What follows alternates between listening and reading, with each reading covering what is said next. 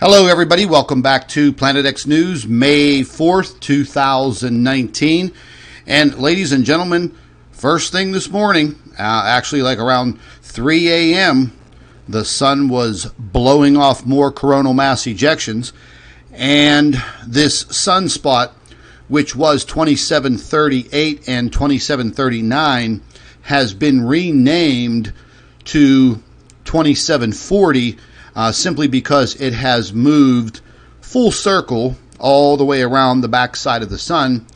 And in approximately 7 days, it is going to be Earth-facing once again. If you just give me a few minutes, I'm going to go ahead and get the live chat set up so I could see everything here. And I have quite a bit of news for you. We also had another Planet X detection, and you can see it up on your screen now in my thumbnail.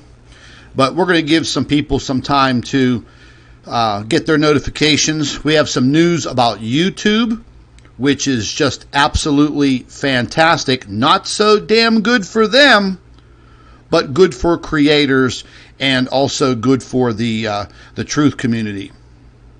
So let me go ahead and get that all set up. And yeah, folks, first thing this morning, I think it was about 3:30 in the morning. I was just getting up, just got to my computer and started looking at a few things. First thing I noticed, bingo, 2 big coronal mass ejections on the back side of the sun. Well, actually, if we're looking at the sun, it would be coming from the left side of the sun. I believe that's the eastern limb of the sun.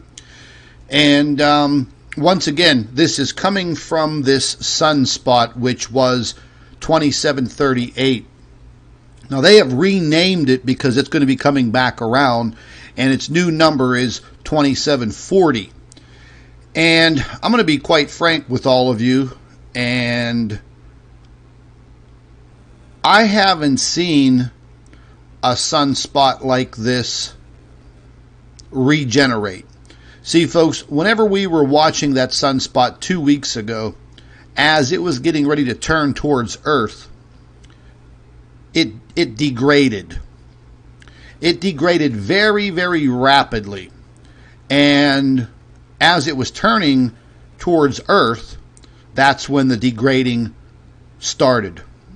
It was enough for no coronal mass ejections, no activity, no nothing. It was silent.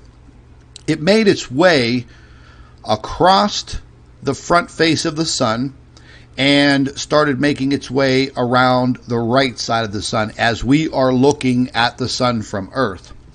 As it got back to the backside of the sun, we had that huge coronal mass ejection. We had another Planet X detection, very, very good photographs, and for the first time, we actually detected 3 of these objects. 3. Now, to me, that was amazing. You know, I've been working on this now for it's past my 20th year in research and investigating this matter. And it's only been the last 3.5 years that I've actually made some stunning and incredible groundwork on detecting this object and basically wrapping my mind around it and coming up with this hardcore evidence. But right at the end of April, I was actually having a conversation with Mark from the Blue Kool-Aid channel. And I told him, I said, hey, listen, you know, things are going to be a little quiet, and give it just a few days. We'll be at the end of the month, and we will probably get a glimpse of this object again. Because, folks, I've been charting this thing for years now.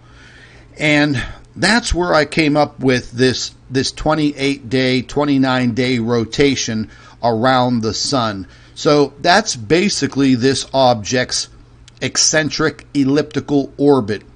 I have some video footage put together for all of you to help explain all of that. We're going to take a look at these coronal mass ejections that just blew off, because this sunspot is super active now. We're actually starting to get our first views of it as it's peeking out from the left side of the sun as we view it from Earth. I've been watching it all day. I've been gathering as much information as possible. And it does seem that NASA and also NOAA are watching it very closely, because they know about this activity that it's been producing for the last week and a half. As this sunspot starts to turn towards Earth, it does have the possibility once again to degenerate. However, I don't see that occurring at all. And with the strength and the power of these coronal mass ejections that formed on the back side of the sun and now to the left side as it's going to be facing us here in about 5 to 7 days, we're really going to be seeing it. And there is a lot of activity. I have some high definition photographs for you, some high definition video for you guys to take a look at. But first things first, while more people are filtering in here, you always hear me complaining about YouTube since the beginning of 2018. Well, lo and behold, all kinds of news articles were coming out over the last 48 hours about YouTube, their parent company, which is called Alphabet, and all kinds of information about Google. So the parent company is called Alphabet, and Alphabet owns Google, owns YouTube, and all of their other products. And they have a board of directors. They have investors.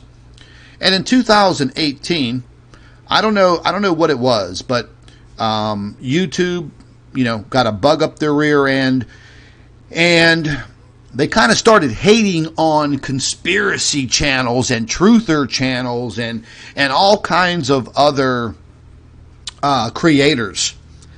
And this all had to do with some of their advertisers being upset because the YouTube advertising, the advertisements were being shown on violent content and all kinds of stuff like that. But it really didn't have anything to do with people in the conspiracy field or the truth community. Had nothing to do with them. It was a misstep and a mismanagement by the YouTube advertising team, the people that are responsible for their clients. Now listen, folks, I spent 22 years in the international advertising industry, and I had huge clients like Royal Caribbean and Carnival Cruise Lines and even NASCAR for 4 years. Your clients are your responsibility, and you're supposed to take care of them. So I'm sure NASCAR wouldn't want their commercials or their advertising being seen on porno channels or, channels that have to do with violence. So that's what happened at YouTube back in 2018. And it started right at the end of 2017. So they just decided, okay, let's all of us nerds sit down and try to figure this out. Well, they tried to revamp the whole system. They put all kinds of new rules and regulations into effect. And what they did is they literally buried the creators. Without the people that make the videos, YouTube is nothing. Zero. Spit on the sidewalk. And they left all these creators out in the cold. Even some people that actually use YouTube as a business. They turned their back on all of these people.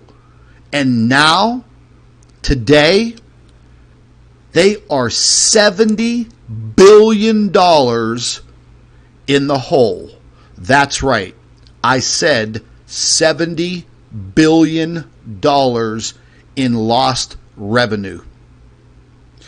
Apparently, that didn't make the people at the Alphabet Corporation too damn happy. Because when it was all said and done, and they did their little internal investigation, YouTube got the blame. Why did they get the blame?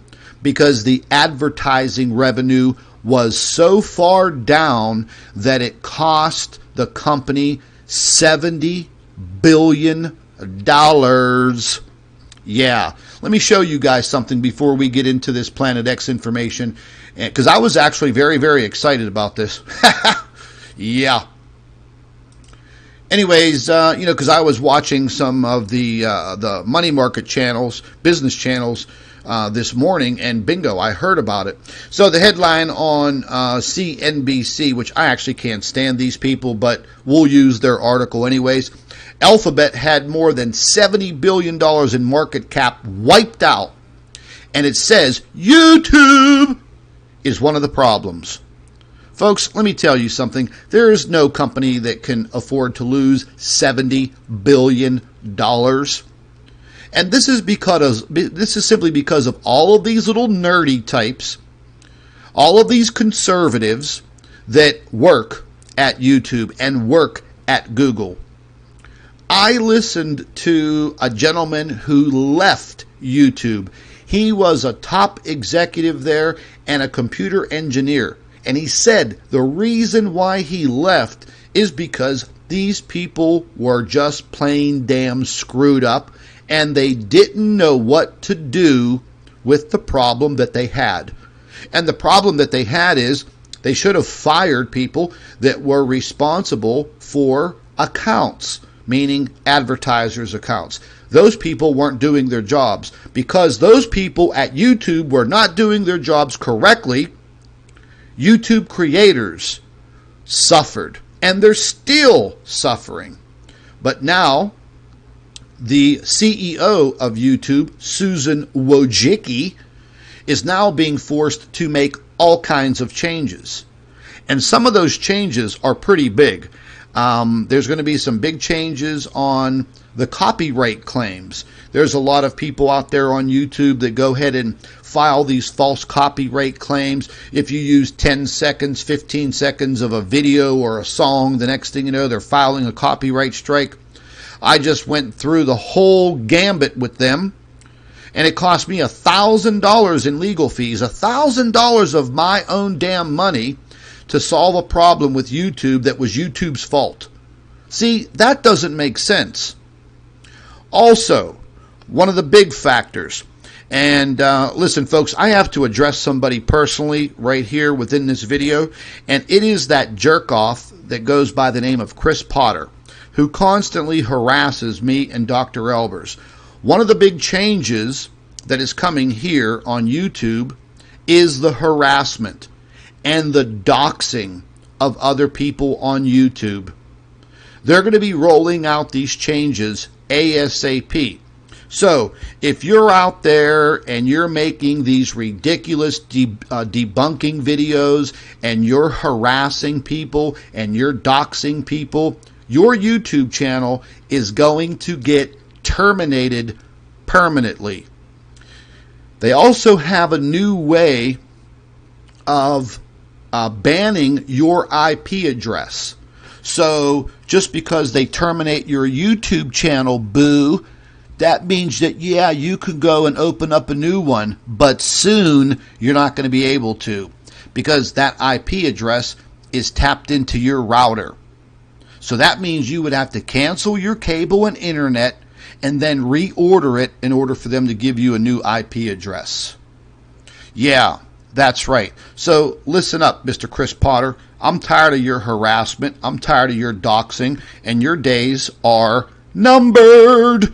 And so are all of the other idiots on YouTube that like to sit there and do their little debunking. But anyways, folks, YouTube lost $70 billion because of their mistake in trying to crush the truth community and conspiracy channels and all of these other little channel creators. And what the internal investigation found out is all of those views, all of those ads that appear on all of those videos, that was the revenue, and other topics. So why would you kick yourself in the teeth? Didn't make any sense, did it? See, that's what you get for putting little geeky, nerdy children in charge of a multi-billion-dollar company that don't know their ass from a hole in the ground. That's right, I could run YouTube. I could run circles around these jokers any freaking day. So now they are literally eating crow. And that eating crow, that piece of crow, cost $70 billion. Yeah. If I was sitting on the board of directors at the Alphabet Corporation, I would fire Susan Wojcicki. And I would fire the entire advertising department at the boob tube. Yeah. But this is all over mainstream media right now, folks, and this is a big deal. So now they're supposed to start to lighten things up. They're supposed to get rid of some of these algorithms that don't give you notifications, that bury YouTube channels like mine and others. Because now they're starting to find out, oh, well, I guess if the subscribers want to watch this kind of stuff, they should have the ability to do so. Well, that's right. That's why you subscribe to a channel, geek. You subscribe to a channel so you could be notified of the content so you can watch it. Ooh, did they teach you that at MIT, Mr. Geek? Exactly. Sorry, folks, I'm fired up today, and quite frankly, I'm kind of happy that YouTube lost $70 billion fucking dollars, because they deserve it. For what they've done to all of the creators on YouTube, they deserve it. And I hope some heads roll. Absolutely. Sorry for using some of that F-bomb there. It just slipped out. But anyways, folks, everybody should be out there clapping their hands, because YouTube's been playing all of these tricks on channels now for the last year, almost year and a half. And hopefully in the next few months, all of this will kind of set itself straight. And for all those bozos that like to harass people on YouTube, and they like to make their stupid debunking videos and doxing people, yeah, your days are numbered. And it's good to see them trying to fix this this frivolous copyright problem that they have. And they obviously don't know anything about federal copyright law. I mean, I studied it in college. I had to deal with it day to day in my job. And I know all about it. And I fight every single claim that gets placed on me. And 99.9 of them are fraudulent. But anyway, anyhow, and anywho, let's get into this this coronal mass ejection and the hell with YouTube and their big money problem. I'm going to bring up this video. And I compiled all of this information today, and it took a little while for it to, for me to get it, because I was waiting for some of these systems to update and get this information out here. And just give me a second.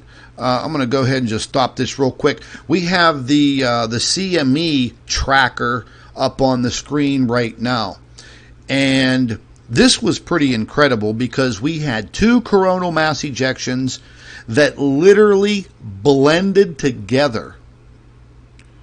And I've never seen that before. I've been doing this a long, long time, but I've never seen that before. If you pay attention, watch my cursor right here. If you take a look at this white area right here, all the way through there, okay, this is two coronal mass ejections that blended together. That is one hell of a wave of energy. and that is heading towards the Spitzer and Stereo A satellites. Spitzer is a space telescope, and Stereo A, that's one of our Core 2, that's one of our coronagraphs that we watch the sun with. So I'm going to go ahead and let this play, and you'll see this wave, two of them come out. Boom, boom. You see that?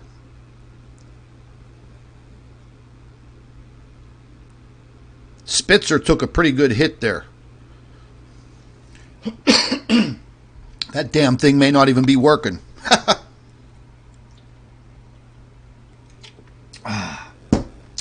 But anyways, folks, there are the two coronal mass ejections that blended together, blasted the Spitzer Space Telescope, and Stereo A took a pretty good hit. And also the OSIRIS-REx took a little bit of a hit. We're now looking at the SDO, 171 angstrom, and you can see left side of your screen, that sunspot's now moving towards us. Here's the 304, and you could see all of the activity popping. And it's quite spectacular to watch this. You know, the sun's a magnificent creature, and we couldn't live without it. I mean, we all know that. But, you know, the sun can have its days where it could be very detrimental to our planet. We may be looking at several of those days upcoming. I'm not trying to fearmonger or scare anybody. It's nothing that's going to end the planet or destroy it.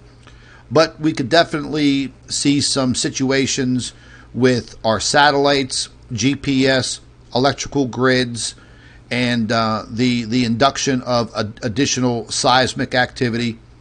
But we never want to see one of these coronal mass ejections blasted directly towards the Earth, especially one that is very, very large. If one does impact the Earth that is very, very large, well, that changes the whole ball game.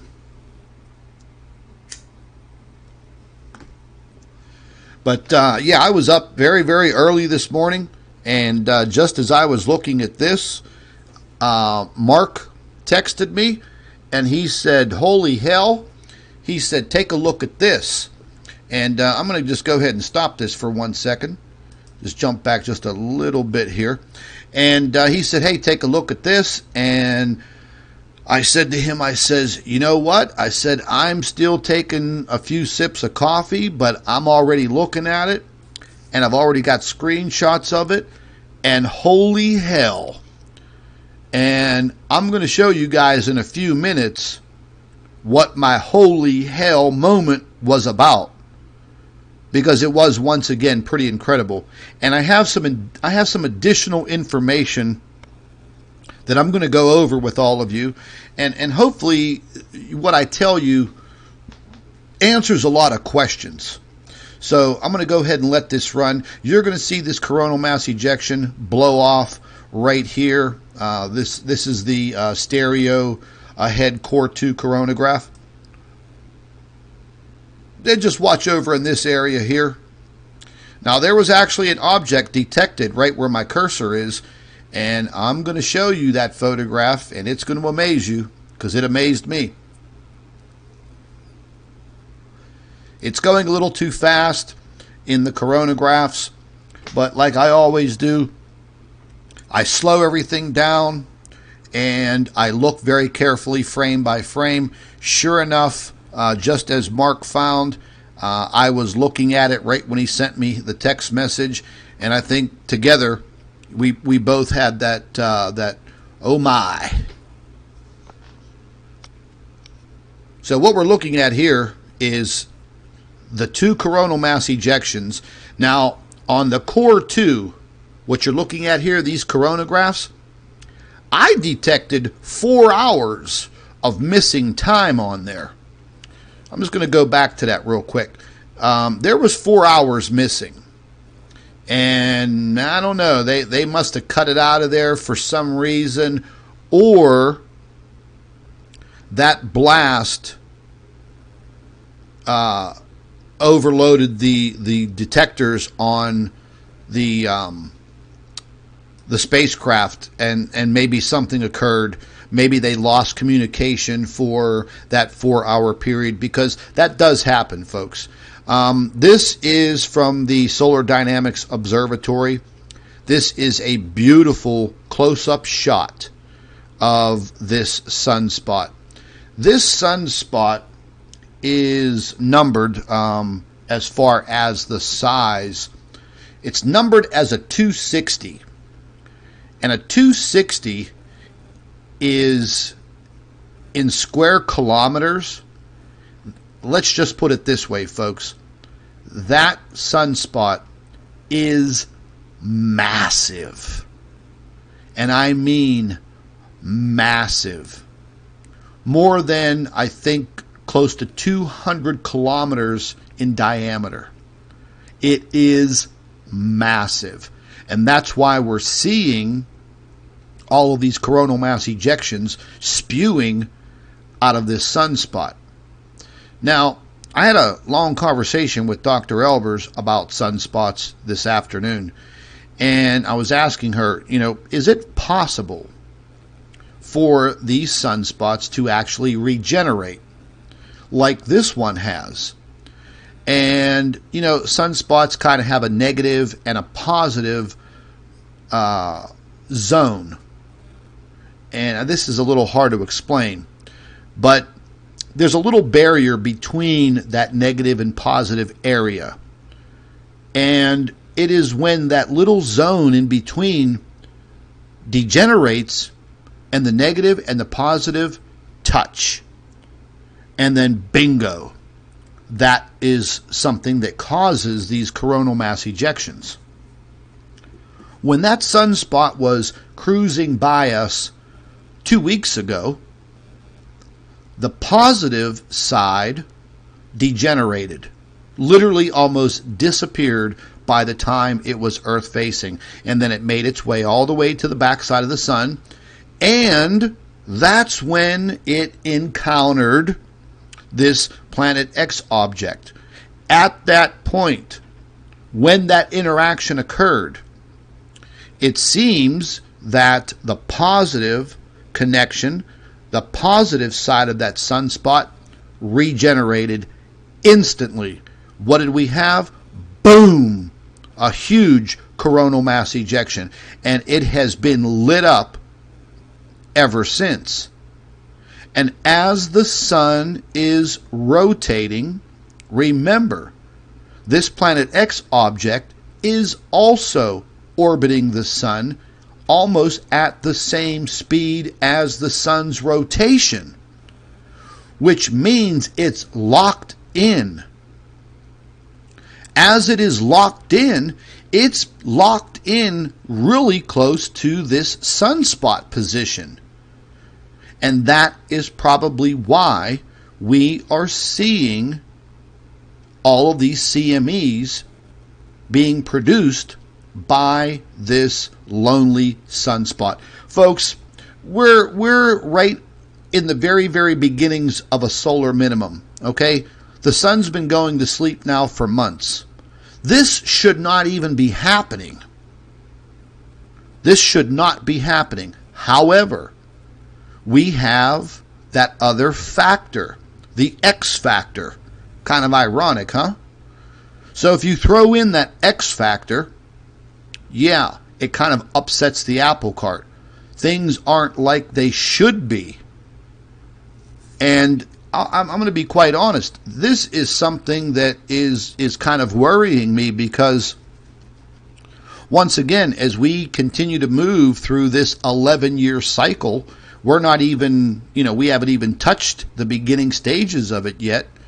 It's going to be working overtime on our magnetic or our magnetopause, our shield that protects the Earth from solar radiation and these heavily charged electrons that come from the sun. It is our protection, our shield. Well, that's going to be decreasing because of the sun's magnetic field in this solar minimum. That solar minimum lasts for 11 years. So if things are getting dicey already, just imagine what it's going to be like in a year from now, 2 years from now, 5, 6, 7, 8, 9, 10. Wow. I mean, I may sound kind of excited. It's really nothing to be excited about. It's actually a little scary because we're dealing with so many unknown factors. Anything could happen at any time. And then you ask yourself, how the hell do you prepare for this? I don't know. I mean, as far as regular preparation goes, make sure you have all of those things we've talked about before. Batteries, food, water, things of that nature, canned goods, a way to protect yourself. Maybe start checking out some, prepping websites and just get some ideas. But yeah, man, it's pretty exciting. We're looking at the SDO again, and it was just showing you some of the huge filament releases. This is going just back and forth. I'm just showing you these explosions that were occurring on the sun. And this is in extreme ultraviolet. And this is showing you that whole sunspot region right here. I'm just going to stop it right there. You have this whole sunspot region. All of this area back here is very, very active. And this is what's turning around this way. This was just a few days ago. So if you look at these two areas here and here, the Earth is right where my cursor is. Right there. So any type of blast, if the Earth is here and those blasts come out in a huge halo, we're going to be hit with it. And we haven't been hit with a coronal mass ejection for quite a long time, but you could see the activity right here, and it's definitely very active. A lot of bursts, a lot of filament releases, and a lot of connections and reconnections that you see. It's a little blurry, but you could see the coronal loops going back and forth, connecting, reconnecting. This was just the last couple of days on the stereo ahead, 304 angstroms, and we're just taking another look at these two areas in white. Those are the areas that we are watching very, very closely. Those are the areas with all of the activity.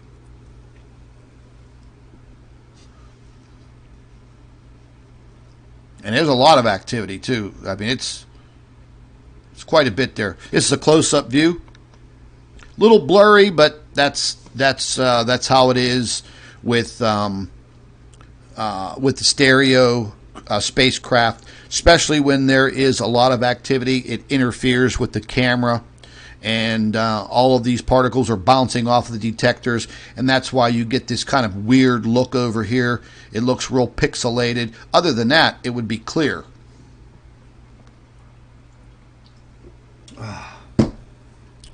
Yeah. And this is just going from the third into the fourth, and this is showing you the double burst of two coronal mass ejections.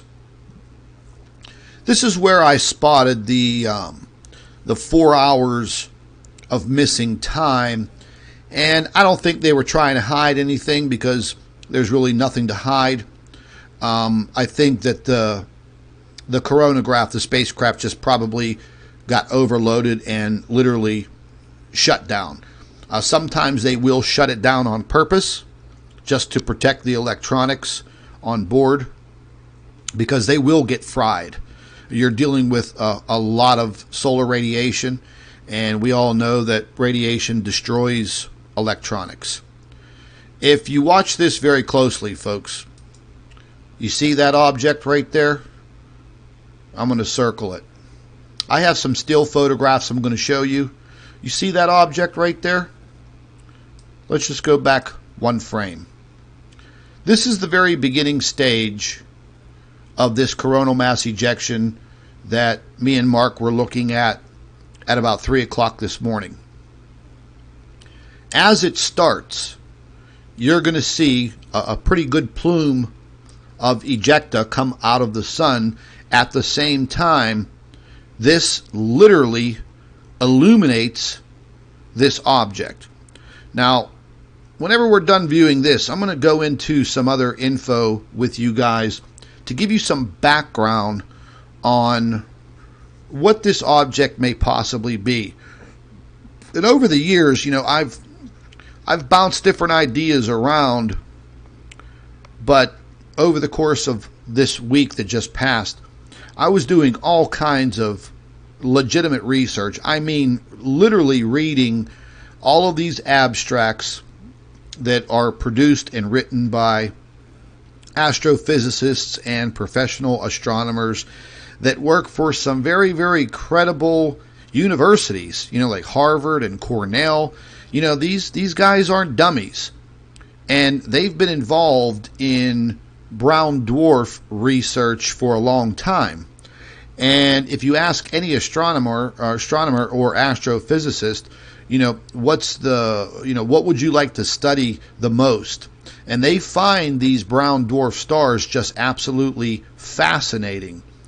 And it's only been maybe 20-25 years since they've actually picked up the speed with brown dwarf research. And now they classify them into different classes and so on and so forth. But these objects aren't brown either. The majority of them are blue because they're kind of cold objects. But we'll get into all of that here soon. So we're going to go ahead and just stop that right there. And as I was going frame by frame, I said to myself, holy hell, look at that. Now, I have a still photograph that I took, and we're going to go ahead and zoom into it. But this is part of the video that I've put together for you guys. So you can see the huge halo. It goes out into space. Here is a close-up. I'm just going to go ahead and stop it right there. Here is a close-up of that object. Now, I'm going to pull up the still photograph, and we're going to zoom all the way in to this object. And we're going to be able to see some of the gases streaming off of this as it made its way around the sun in its orbit, and it literally provoked this coronal mass ejection. And as it did, bingo, that is one of the main ways that we are able to detect this object. Other than that, folks, it doesn't give off any of its own light. It may have a very, very faint glow to it, and we're going to talk about that in a little bit, because I came upon some research today by a few astrophysicists and astronomers who have been studying brown dwarfs for a long period of time. They have very, very good evidence about the characteristics of these objects. But here's the thing. They have never seen one of these objects orbiting a yellow star like ours. A hydrogen helium monster like our sun. So we'll get into all of that shortly. I'm a little excited because, I found out a lot over the last couple of days. A lot of reading to the point where I have a blasting headache, but it is what it is. I want answers. I want knowledge. I want to know what we're in for. And I did try to convert this to a higher definition, and it kind of blurred on me. But the original actually just looked much, much better. And whenever I pull up that still photograph, I'm going to show you. Now, I have some animation here for you, okay? And I've had this animation for oh boy, probably a couple of years now. And I've never showed this animation to anybody. And what this is depicting is a brown dwarf star orbiting a host star. And as it does, as it gets closer to the host star, you start to see some of the surface area and the gases being released. Now, that's probably where the mythological Nibiru gets its 1,000,000-mile streaming tail of debris. Okay, because there's really no credible evidence that that even exists. And for it to be 1,000,000 miles of debris, well, what kind of debris? If it's getting close to the sun, a lot of that's going to be vaporized into a gas. So this little animation is going to show you these orbits that I talk about and that I've detected with this object. So I'm going to go ahead and let this play. I may stop it here in between.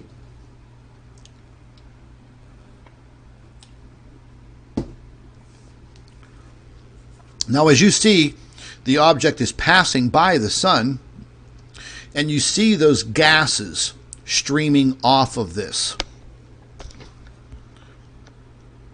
It was kind of ironic. I remembered this video once I took a look at the still photograph.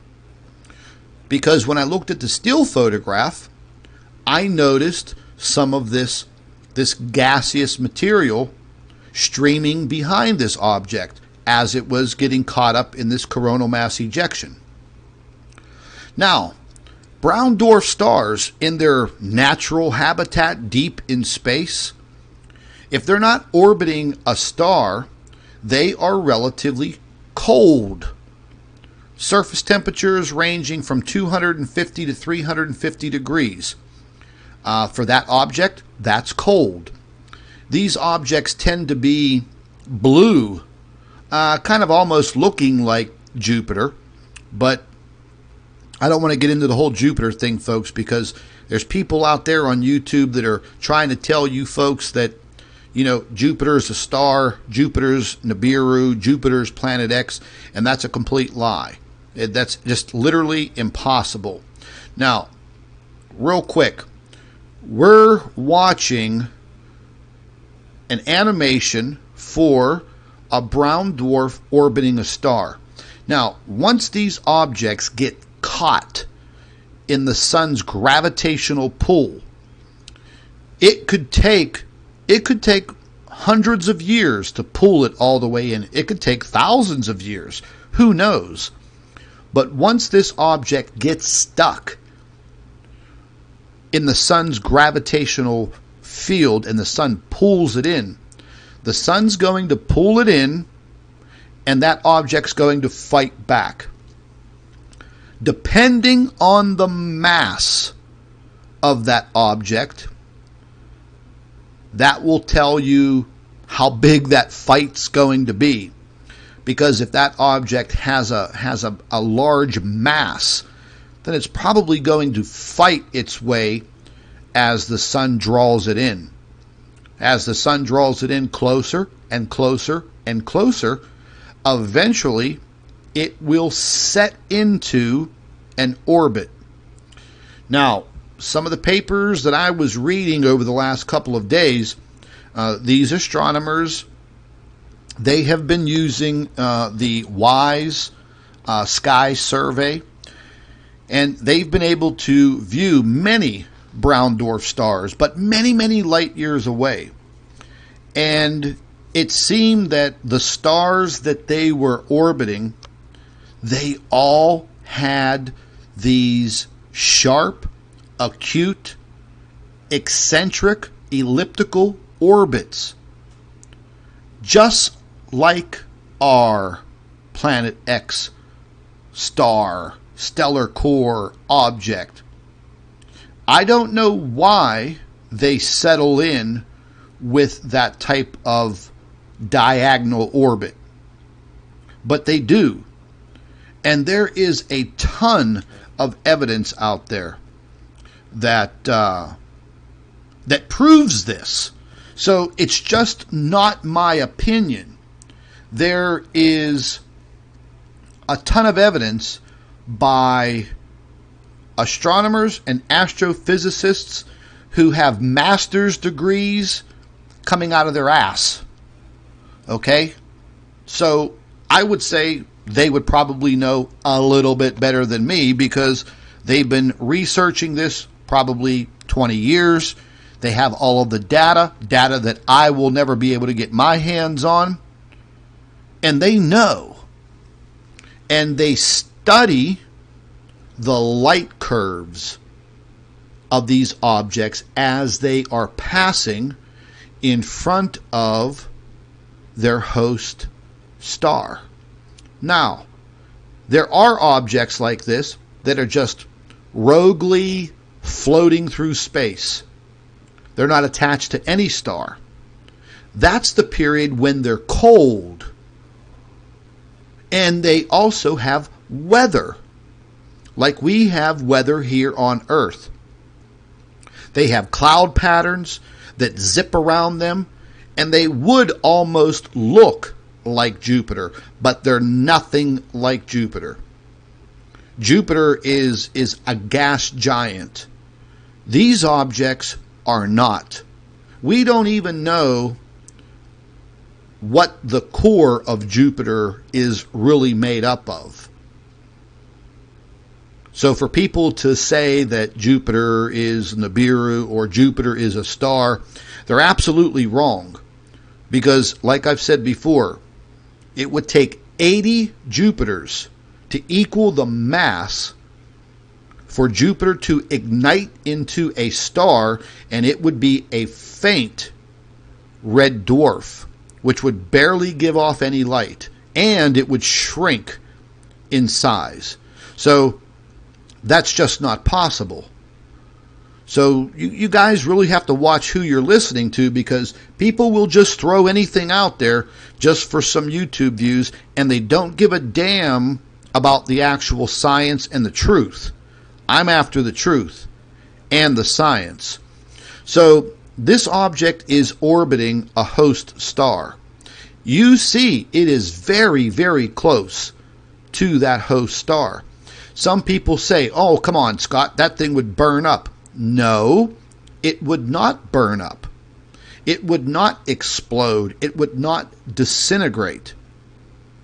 These objects end up absorbing a lot of the energy from its host star that it's orbiting. And then it changes completely. And this is a conversation that me and Dr. Elbers were having hours ago. So let's just say, for instance, that we have this object orbiting the sun for 10 years. It's orbiting the sun very, very closely. All of its atmosphere, all of its so-called brown dwarf weather has been stripped away, like Mars. Everything's gone, just stripped away. And the sun's heat has now literally changed the surface of this object.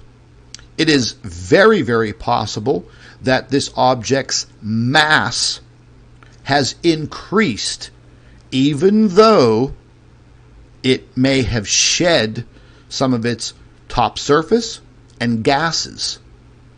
But its mass may have increased.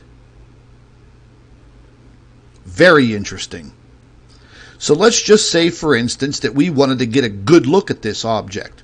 And hypothetically, imaginary, we were able to pull that object all the way back towards Earth and put it in an orbit with Earth so it can cool down.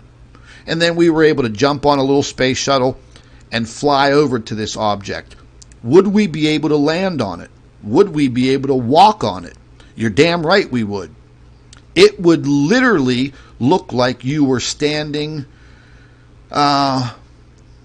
like near a volcano after the lava flows hardened. That's basically what it would probably look like. A melted, solidified, hard, rocky, metallic type surface. So that's why they call these objects a cross between a star and a planet. Too big to be a planet, not big enough to be a star. They could never ignite internally.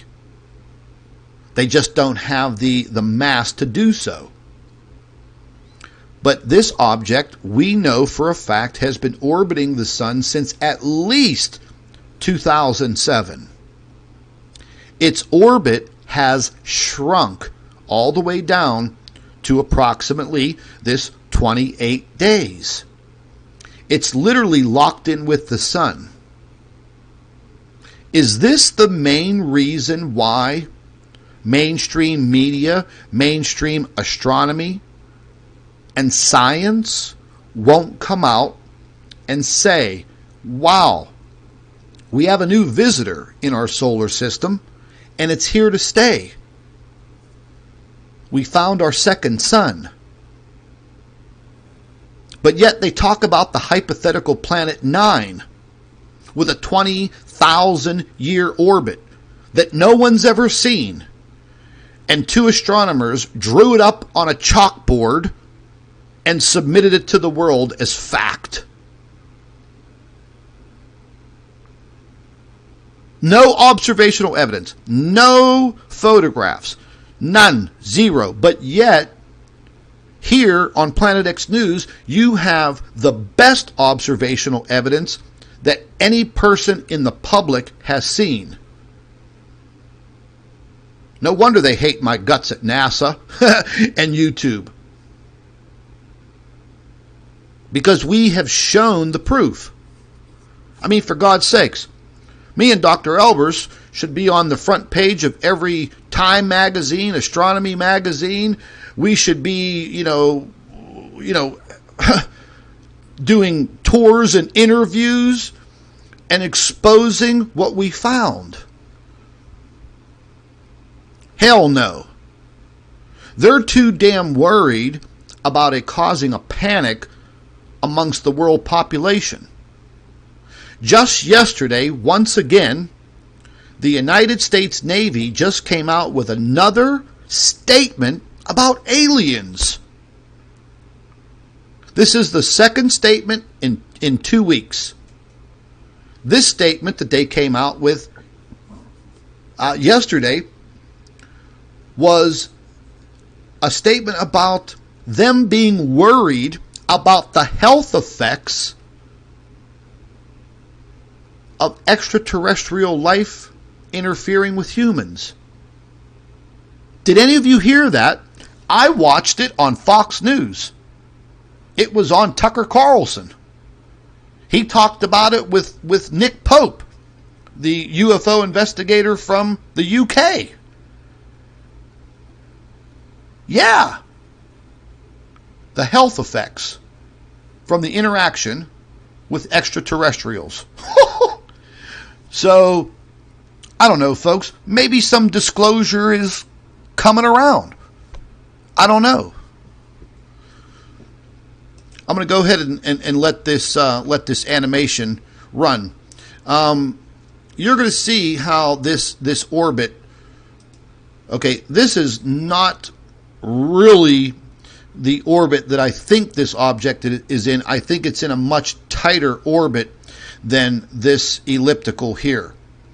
I think if you move the orbit closer to the sun here and stretch it out here and shrink it a little bit, and I have a diagram of that, I think we hit the nail on the head. But you can see how this object is locked in with the sun. It's locked in just like all of our other planets. So if you tilt it to the side, that's what you have. Why are we constantly capturing this object in those angles around the sun? Every single one of my photo captures over all of these years is depicting just that.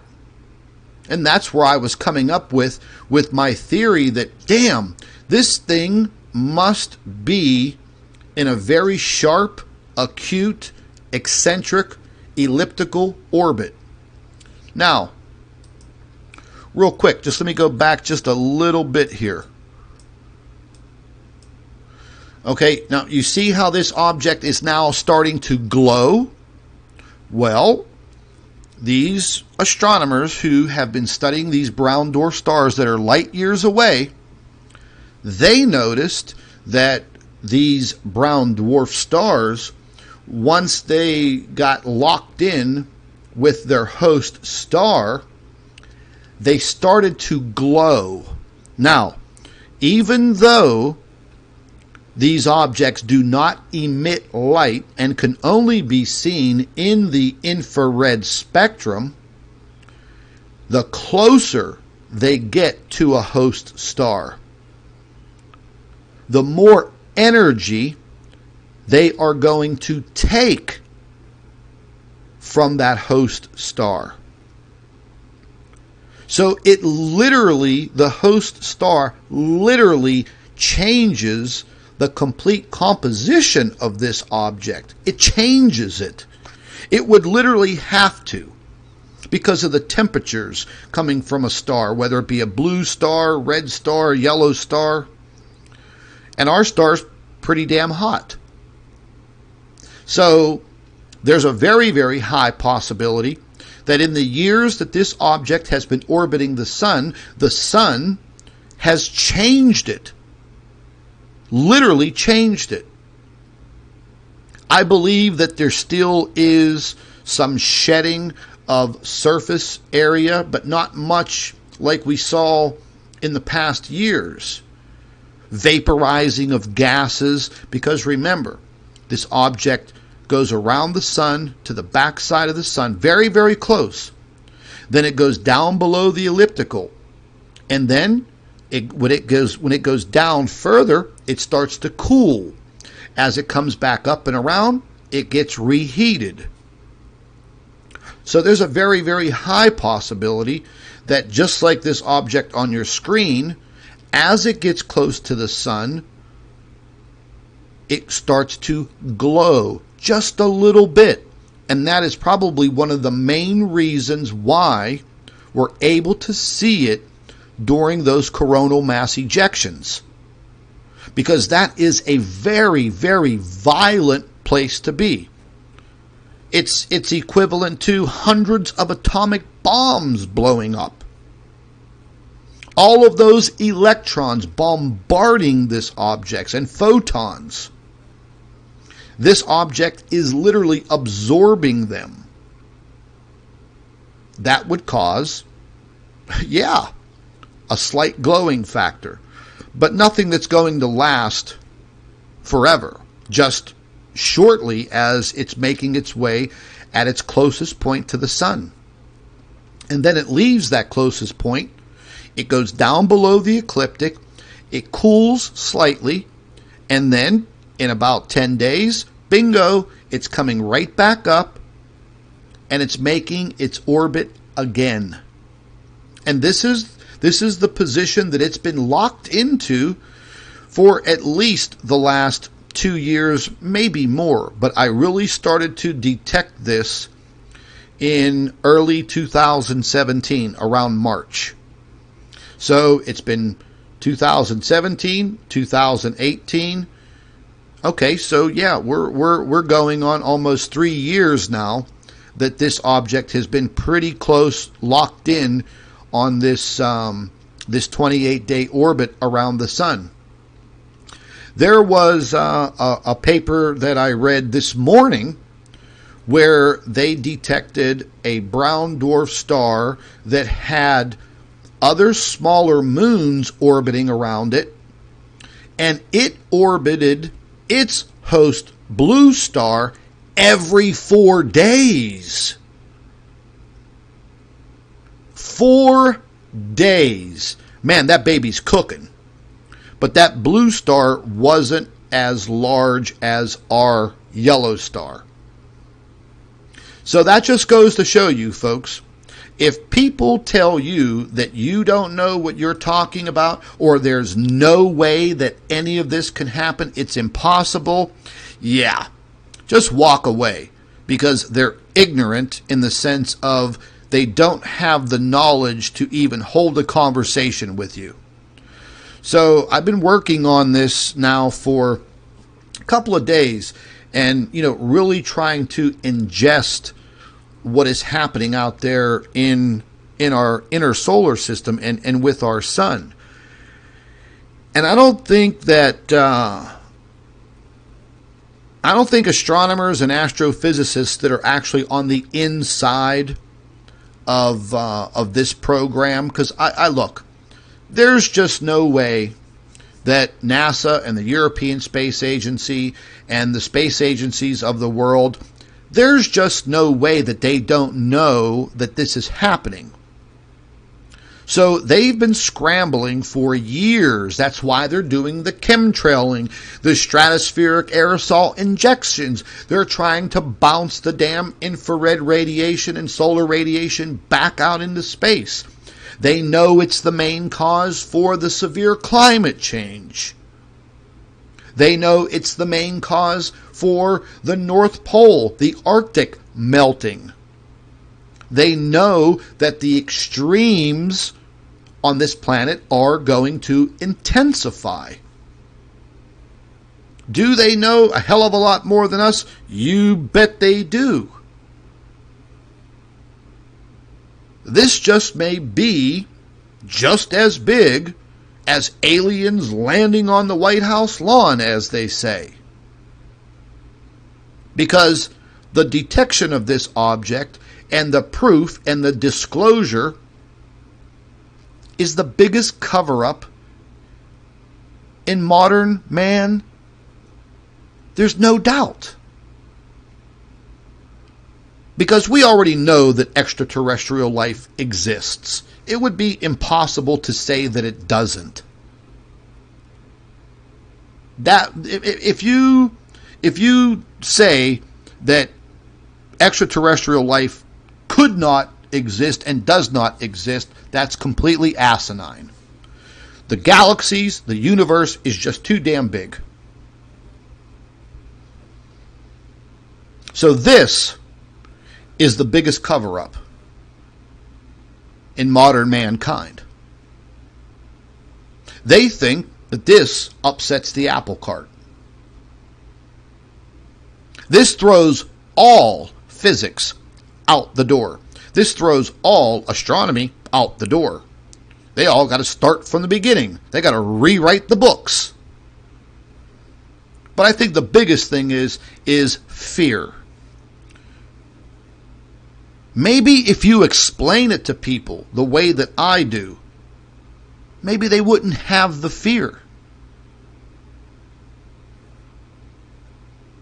We've had plenty of time over the years to educate people, educate the world population, and adjust. Man has been doing it for thousands of years. What makes now any damn different? I'll tell you what makes it different. Big government and the power-hungry fools in politics. Yeah. That's that. So I drew this diagram up, and this is pretty close to what I was talking about. This object is actually inside of the orbit of Mercury.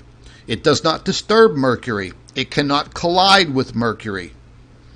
So this object gets really close to the sun.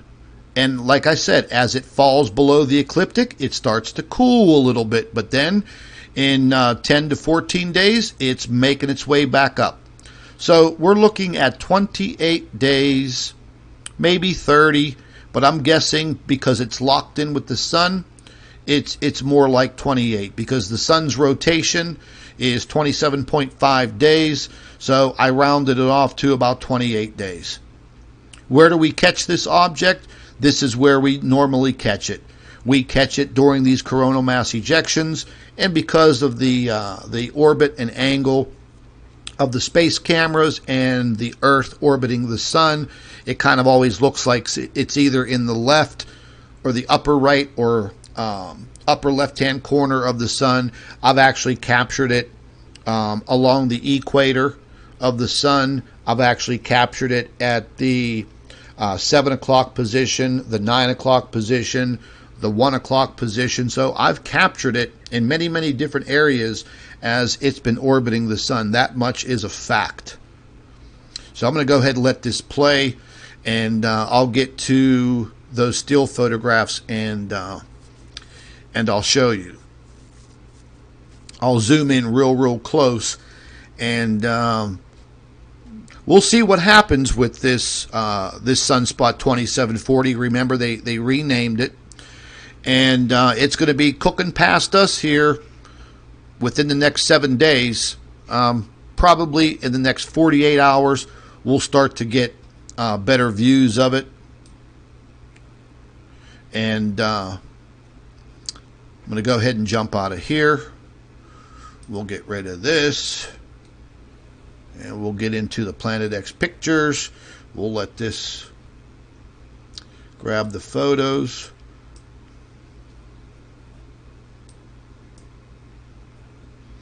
Oh, this damn thing has to load. I have so much data in this one file. It's just a pain in the ass. But it's going to be pretty interesting as this sunspot moves around to face Earth. We'll see what happens.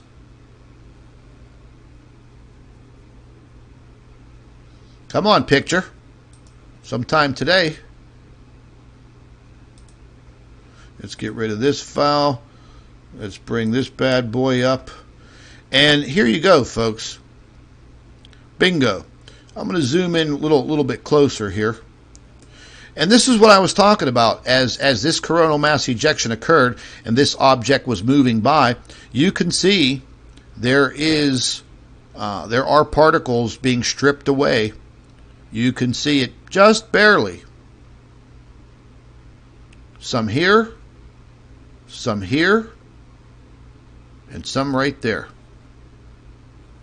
That is one hell of a photograph.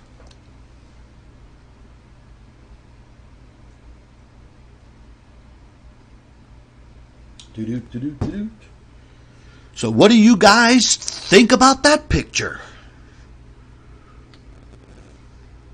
Yeah, that's what I thought. Yeah, folks, I think we're going to be in for some very, very trying times over the course of the next decade.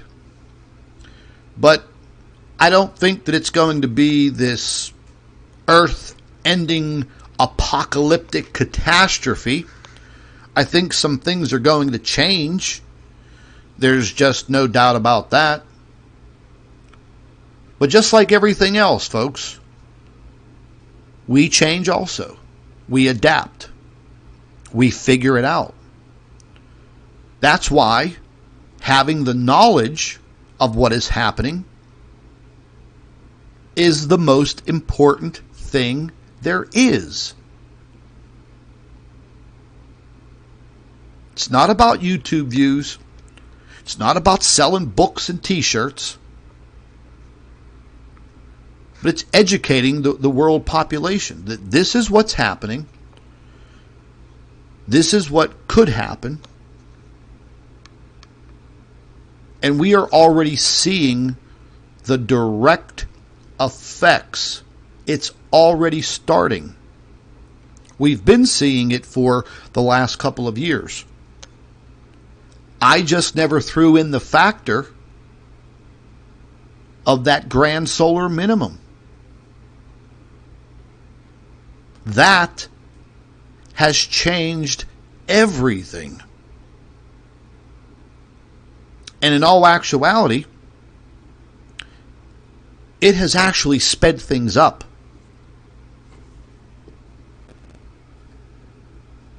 That's actually my biggest worry.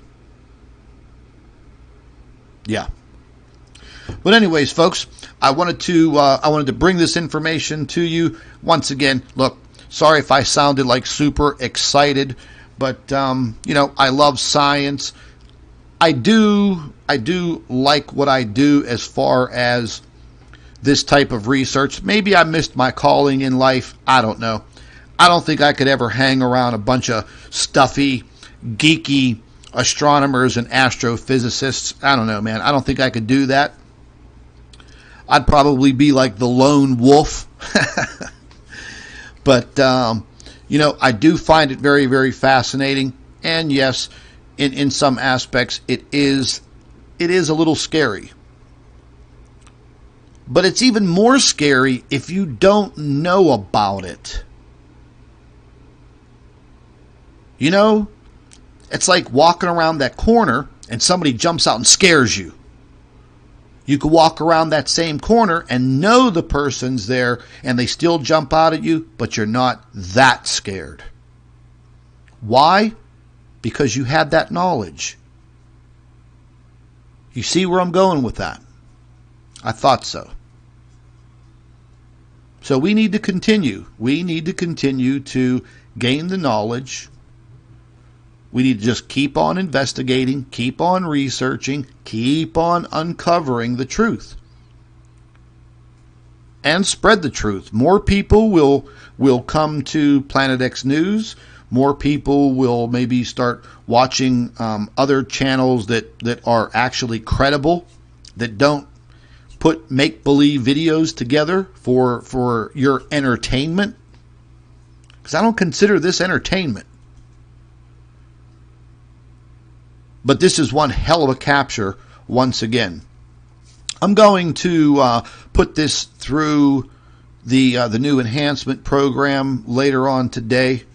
And I'm going to see what I come up with. But what you're looking at on your screen right there, that's raw. That's raw, untouched. No color changes. No contrast. Nothing. Raw data, baby.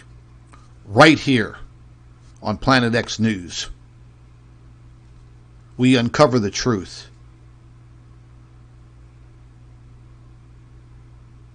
That's a pretty damn good picture. And it would be pretty hard for somebody to sit there in front of you and tell you what you're looking at doesn't exist. That's the point right there, folks, where you take your finger and you stick it right in their eye. Poke them right in the eye, man, because they're trying to pull a fast one on you. Observational evidence, number one. And that's exactly what we've always had here on this YouTube channel. The best observational evidence when it comes to this Planet X object. And there are more of them out there. As of right now, I can clarify that, yeah, there's definitely 3 of them. We captured them a few weeks ago. Are there more? There may be smaller. There may be smaller ones floating around, but they're not within the camera's view. And that's the problem that I have. Because I can't see it, I can't come out and say, oh yeah, this object has 10 moons. I'm not just going to go out there and make things up like other YouTube channels do. Now, if I had a photograph of it from one of the space cameras and I could prove it, then I would say it.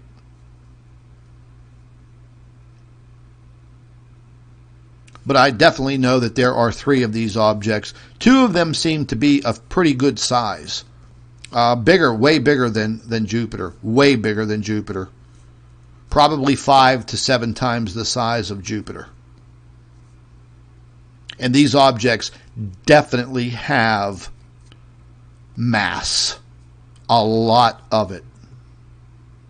And that is one of the ways that they are able to fight the sun's gravitational pull. So it's always in this battle with the sun. But it is drawing energy from the sun. There's no doubt about that. And that's just not my opinion. There are professionals out there, like I said, that that have 10, 20 PhDs and master's degrees sticking out of their ears. Okay? Just not my opinion or my theory. Very, very interesting. Hey, listen, folks, real quick, if you're not subscribed to Mark's channel, the Blue Kool-Aid channel, yeah, get over there and subscribe and support him.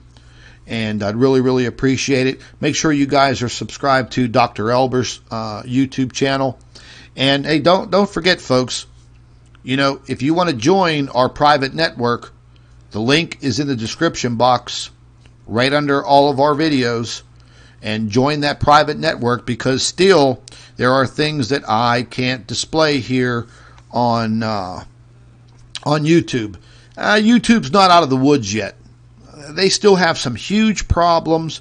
I think we're going to be going through another one of these restructuring deals, and they may clean house again.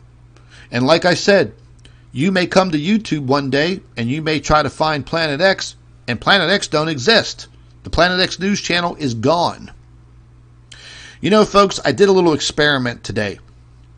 And I'm actually just going to show you guys. I'm going to show you how they have buried all of the information related to Planet X. Okay, we're over here at Google. Okay? And let's just go up here and let's type in Planet X. Okay, let's type in Planet X right up there, and let's hit enter. Okay, and let's take a look at what comes up. Now, granted, my YouTube channel has been around for almost 4 years. I have a website. I have a very successful Facebook page for all of you guys, Planet X News. I know all about computers. I know all about ranking. I know all about indexing of websites and URLs. And I've been around for a long time. So we just typed in Planet X. What do you think one of the first things that should come up on Google should be? It should be Planet X News. Well, here's what comes up. In-depth hypothetical Planet X, NASA Solar System Exploration. Yeah, solarsystem.nasa.gov. Here's the next thing that comes up. Nibiru-Cataclysm, Wikipedia. Yeah, here's where they get you, folks. Here's the next thing that comes up. Planets beyond Neptune, Wikipedia. Look what comes up next. Road bikes, mountain bikes, planetx.co.uk. There's a company over in the UK called Planet X Bikes. They make mountain bikes and stuff. Yeah. What do you think about that? The solar system's hidden planet X may finally be spotted soon on CNET. And this is just junk. This is all junk. Look, do you see any of my videos in here? Do you see any of Planet X News? Do you see any of my videos here? Hell no.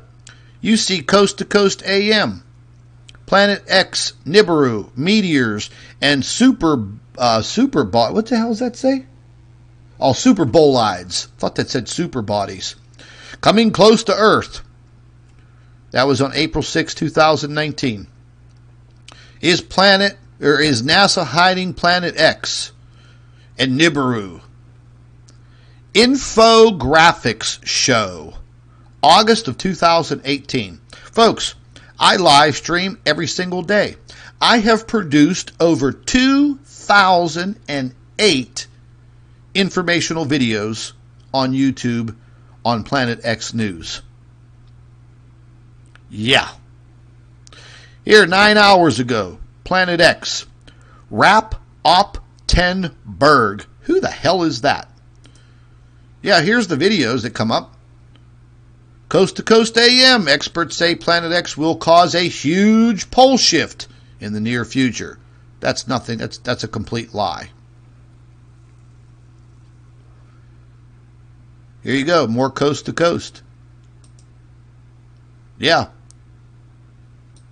You don't see none of my videos, do you? What you see up here is garbage. The disinformation garbage. Here, let's go down here more. Vivos, this is the guy, the billionaire who builds those absolutely awesome underground shelters and survival units. Planet X Nibiru, ancient astronauts, NASA, UFOs, X-Facts. Xfacts.com. Have you seen anything for Planet X News yet? No, you haven't. Bingo. Finally, we get down to Planet X News. The sky was full of UFOs today. This was the video that I showed you guys the other day of those creepy little things zipping around in the sky up there, which actually are probably pretty damn big. And there you go. Let's go to page 2. This just to show you how they bury this stuff. Here you go. Don't ever read this crap British tabloid, The Express UK. Nibiru spotted. Is blue planet over Earth proof of Planet X? Weird. Every single day, folks, they have the same damn title, the same damn story, and it's all disinformation. But here you go. I mean, just go ahead and read it. You don't see nothing with Planet X News, did you? You saw one video from the other day, and that's because it had something to do with a UFO and not Planet X. Yeah. Ain't that something, huh? Here, let's go to videos and let's see what comes up. Yeah, more garbage. February 6th. Was the Planet X Nibiru system really captured by KCRA? I guess that's a TV station. Yeah. Yeah, there was a helicopter, yeah. And it was just a photo anomaly with the sun. And here's the videos. Look, August 6th or August 16th, 2018. What the hell year are we in? We're in 2019 in May. Shouldn't my videos be up here too? You know why they're not up there? Look, this video made it. That's because it was based on a CME blast. Yeah, one video. I have 2,008 videos based on this subject matter with all the proof in the world. Yeah. You see what they've done? You see what they've done to the Planet X News website? This website was getting about anywhere from 1,500 to 2,500 clicks per hour. They've got it all the way down. Look at that. 14 clicks. PlanetXnews.org. They buried it, folks. So this is the main reason why I was telling you folks I was moving over to this private network. Because I'm sick and tired of this fight. And if it's worth the $10 a month to you guys in the near future, if you can afford it, just to be on the safe side, if they ever decide to dispose of my YouTube channel, you're not going to know where to find me. It will be like trying to find a needle in a haystack. And I truly believe that YouTube's going to be going through another restructuring because they lost $70 billion. They should just let me run YouTube. What do you think, guys? They should just let me run YouTube. Let me replace Susan Wojcicki, kick her out, and you know what? I'll make her my secretary. She could go get me coffee and, stuff like that. Let me run YouTube. I'll turn that $70 billion loss into a $100 billion profit. Yeah. But that just goes to show you, folks, how they've scrubbed me off of Google. I'm not making it up. I just showed you.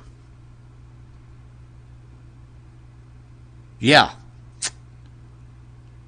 There's always that huge fight against the real truth. And it's always going to be like that. Always. But anyways, folks, I wanted to bring all that info for you. And I thought that was pretty spectacular. And make sure that you guys have your notifications set up with that little black bell there on YouTube. Matter of fact, I'm just going to run over this real quick.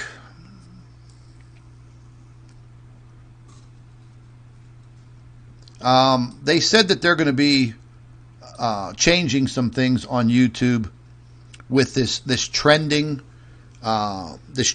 page, and also the recommendations for videos for other people, because they've just literally been crushing all of these other YouTube channels. Like here's a very good example right here. What the hell is relatable situations? Oh, relatable. Pfft, sorry. Yeah, I'm real smart, right? I can't even read. Relatable situations anyone can recognize. Funny moments. One day ago, 5 million views. 5 million in one day. And look what the thumbnail is. Some dippy chick who broke a nail. Yeah. Here. Last to sink wins $10,000 challenge. 2.8 million views in one day. But anyways, let's just use their video as an example. I'm going to pause that right there, and we'll go to their channel, and we'll use the little. Oh God. What's this girl doing? Putting a spider on her head. So if you come over here and you hit the subscribe button, she has 1.5 million subscribers. Okay, so once you hit subscribe, you see the little black bell. Okay, if you have failed in the future to click on that black bell, you have to click on it. See what it says? You'll get all notifications. So you have to click on that bell and make sure your notifications are set up properly. And if you're using a cell phone app on your cell phone for YouTube, go into the settings, go into where it says notifications, and make sure that it is set up correctly, because they do have their little sneaky ways of unsubscribing people, because I hear that all the time. So I'm going to unsubscribe from this crazy 123 Go YouTube channel, and I'm going to go back and I'm going to do some more research, and I'm going to work on that photograph, see if I can make it a little bit more clear. But folks, yes, make sure that you are constantly staying in touch with Planet X News. I will try to bring new information every single day. You can guarantee that. And, hit the thumbs up button. It kind of works into the YouTube matrix. And also share the videos and the live streams on social media. You never know. If you turn one person on to the information and they start asking questions, that's a good thing. All right, folks, I'm glad I was able to bring this information to all of you. Stay tuned. Be very, very safe out there. And don't forget, folks, very, very bad weather moving in and moving across the United States. Watch your weather. Be safe. And don't drive through flooded streets. This is Scott from Planet X News. Thank you for watching. Take care, folks.